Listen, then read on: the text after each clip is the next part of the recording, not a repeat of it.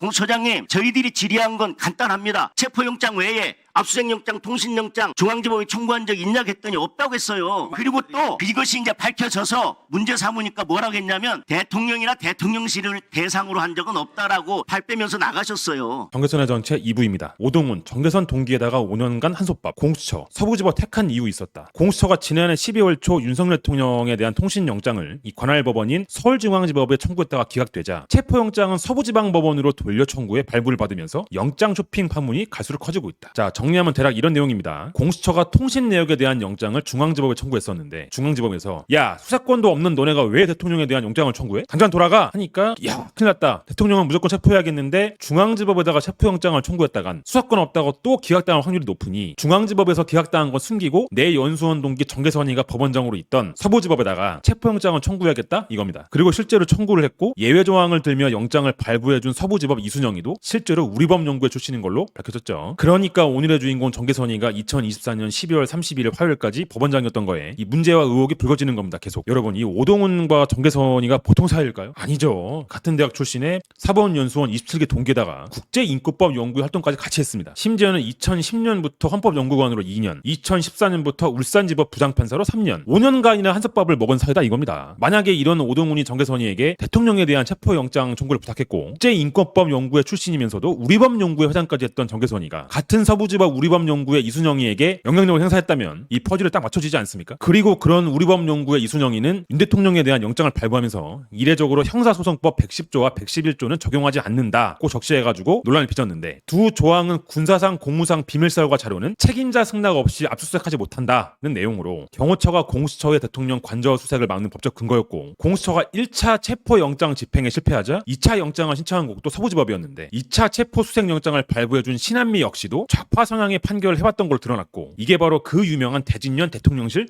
침입 사건입니다. 한국대학생 진보연합 통칭 대진년이 올 1월 김건희 여사 특검을 주장하며 대통령실 진입을 시도했고 경찰은 대진년 회원 20명을 현행범으로 체포했고 이들 중 일부에 대해 2차례 구속영장을 신청했으나 서부지법은 모두 기각을 했고 당시에 대진년 사건을 기각했던 판사가 바로 신한미입니다. 마지막으로 조금 더 이해가 쉽게 거꾸로 정리를 해보자면 문재인이 대법원장의 우리법연구회와 국제인권법연구회 초대 회장이었던 김용수를 임명했고 이런 우리법연구회의 후임 회장 출신이 문형배와 정계선이고 정계선이는 우리법연구회뿐만 아니라 국제인권법연구회 활동도 했었는데 같은 국제인권법연구회 출신에다가 사법연수원 동기이고 심지어 5년간이나 법원에서 같이 근무했던 게 오동훈. 그리고 정계선이 이명박 대통령을 재판할 때 검사 측 핵심 인사이자 정계선의 사법연수원 동기 그리고 같은 학교 같은 과 선후배 사이였던 게 바로 한동훈입니다. 그리고 한동훈은 나중에 오동훈을 공수처장으로 추천했고요. 이런 정계선은 윤 대통령을 구속시킨 그 서부지법 사태의 2024년 12월 31일 화요일까지의 법원장이었고 윤 대통령 영장을 발부한 게 정계선과 같은 우리법연구회 출신 서부지법 이순영이 윤 대통령에 대한 2차 체포영장을 내준 게 대진년의 대통령실 난임사건 구속영장을 기각한 같은 서부지법 신한미입니다. 여러분은 이런 정계선에 대해 어떻게 생각하시나요? 저는 만일과 마찬가지로 정계선도 편향된 판결의 끝판왕이라고 생각을 하기 때문에 이 절대로 헌법재판관 후보에도 올라와서는 안 되었다고 생각하는데 이재명을 지키기 위해 넘지 말아야 할 선을 넘어버린 민주당 때문에 결국 사태가 이 지경까지 왔다고 생각합니다. 자, 그래서 오늘의 결론. 윤석열 대통령 구속에 대한 불법 체포영장과 관련해서 공수처장 오동훈과 사법연수원 동기이자 5년간이나 같이 근무했었던 같은 국제인권법 연구회 출신 전 서부지법 법원장 정계선을 직무정지부터 시키고 지금 당장이라도 대통령 탄핵 심판대에 못 올라오게 해야 된다.